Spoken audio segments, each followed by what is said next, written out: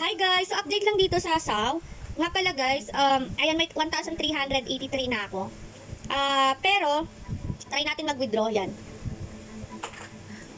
976.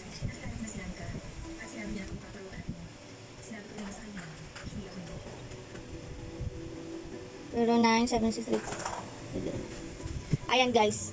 Ngayon, nag-withdraw ako ng 1,244. So, waiting siya. Pero guys, itong April 15, nag-success siya, no? 1,139. Hindi siya, nag-success siya pero hindi dumating sa GCash ko. So, pati yung asawa ko, ganun din. Nag-success siya pero hindi din dumating sa GCash niya. So, yun guys, ang update dito sa SAW, hindi na siya nagpapa-withdraw. Even though na nag-success siya, hindi siya papasok sa GCash. Kaya wag na kayo mag-i-invest dito guys kasi marami na silang promo and puro na sila pangako. So, wag na kayong mag-i-invest dito guys kasi totally hindi na sila paying, scam na siya. Wag na kayong mag-i-invest dito guys. Yun ang sinasabi ko sa inyo. Wag na kayong mag-invest kasi marami na nagre-reklamo na mga nag-success nga pero hindi naman dumating sa GCash nila. Wala nang nagpapakilig ng araw ko, sabi nila. Ayan, wala na. Ayan, madaming nag-success pero ayan no, sabi nila, salamat nag-success din sa app pero wala sa GCash.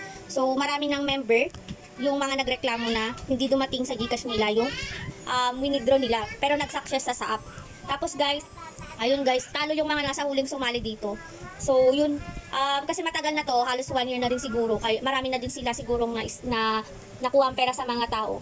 Kaya, ayun, tumakbo na sila. So, wag na kayo mag-invest dito guys. So, ayun, see you sa next long-term application. So, marami tayong app dyan na long-term, katulad ng Bus Oil, Yocars. Ayan, paying pa yung Yocars kasi January pa lang yun. Pero maliit lang yung kitaan. Raw Art. Ayan, maganda din yun. Sunshine Farm, Plan B, Jump Mining. Ayun guys, kung gusto nyo sumali, makabawi, try nyo sumali dito sa long-term application na to. Ito yung mga ano ko. Paying pa. Fidelity, wala na yan. Jump Mining, Yocars, Raw Art, Bus Oil, Plan B, Prudential. May Sunshine Farm din. Nasa link nga lang. So, yun lang guys. Thank you for watching and happy earnings. Bye!